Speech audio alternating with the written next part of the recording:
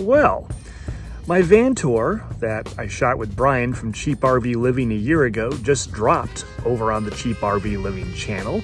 You should definitely go check it out if you haven't seen it already. Some of you watching this came here after watching that video, so welcome and thank you. A lot has changed since that video was shot, not the least of which is my home on wheels. This is not a Ford E250, this is a Ford Transit. So let's take a minute and get you all caught up on the changes in my van. This isn't gonna be a full van tour. I've got a couple of those up on the channel already, but this is just gonna be a quick update for those of you who are new to catch up to where I am today. The trailer is the same. The motorcycle is the same, so let's not dwell on those. What we have here is Smokey 2, a 2021 Ford Transit 350. High roof, extended. This is the biggest version of the Transit they make, and I've got a lot more room than my last van. I've got stuff like a weather station up top. I take that down when I drive. Still using Starlink, same as my last van. 600 watts of solar on the roof, plus an extra 200 watt panel I can put on the ground, which is handy when the days are short and there's not a lot of sun. It's mid-February as I record this, so I don't need that right now. Let's take a closer look.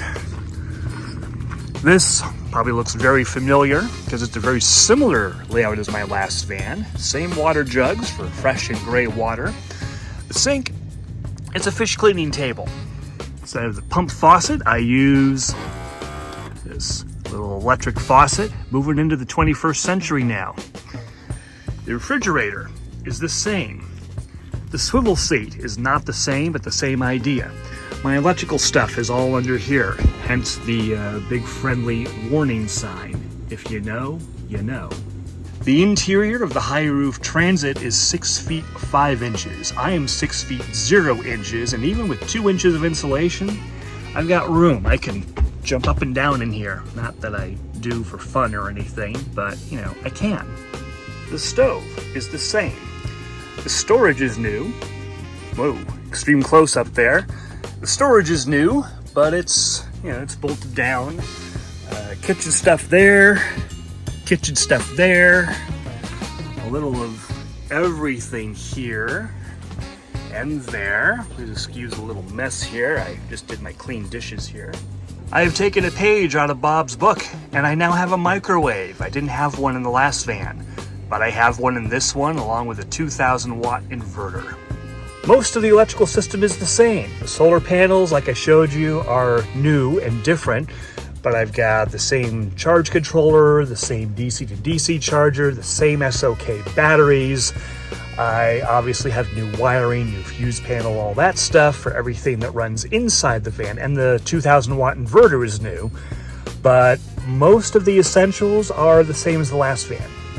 Also same as the last van is the Nature's Head composting toilet. I even have the same Max Air fan. This is the automatic one that I had just put inside my old van when it died. So I bought a manual fan, but used the mounting hardware from it and put the new fan in here, and then I put the manual fan back into the old van to fill the hole. Does that make any sense? I hope so. I still have the Olympian Wave 3 heater as a backup, but I put a diesel heater in this. Nice upgrade. I kept the headliner from the previous van, so I could keep my sticker collection with all the commemorations of interesting places I've been. Yeah, I've been there too. And I've added to it with some new people, some new places. The journey continues. The bed came out of my uncle's cargo trailer. I'm not making this up. He used to take the trailer hunting up in Georgia. Now he has a camper he does that with, and the cargo trailer is just a shed on his land. So when I needed a bed, he told me I could have this one. So it's just bolted to the wall. It's got his own legs. I don't really know a lot about how he built it, but I don't have to, because he built it, not me. As you can see, the shelf that runs all the way down the van uses the same L-channel angle iron construction that I used throughout my first van. But that's pretty much the only thing that I've made out of it. The rest of it, Aside from this little panel that has the electrical box in there, it's all just temporary.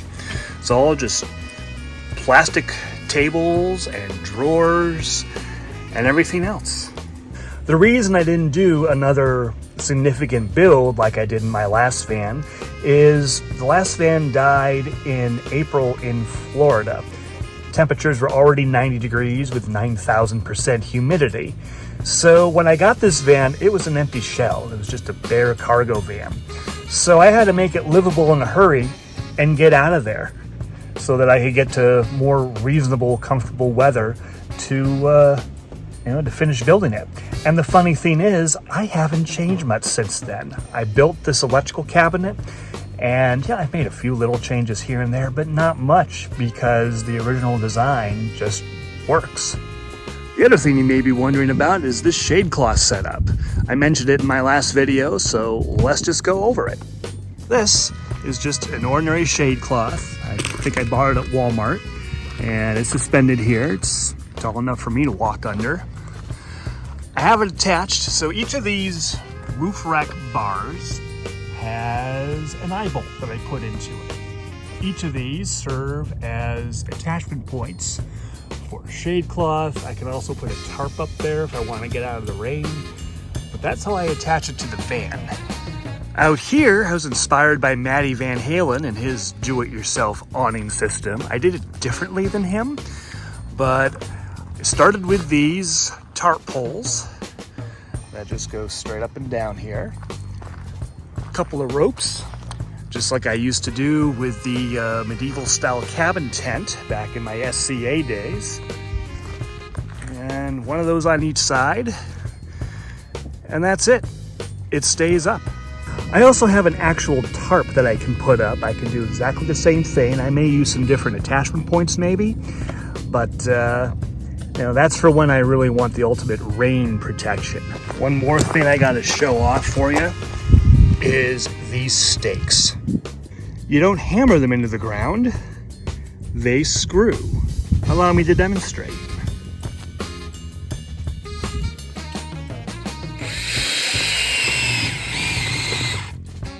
It sure beats the work of pounding nails in.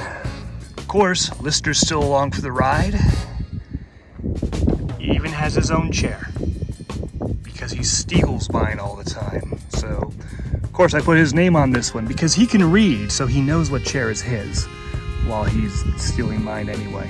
That's just a quick update, mainly for all of you who are new here. So again, thanks for coming over. Welcome.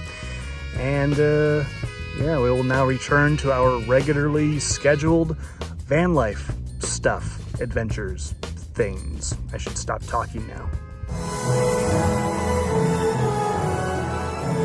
Fleeing from the Cylon tyranny, the last battlestar, Galactica, leads a ragtag fugitive fleet on a lonely quest.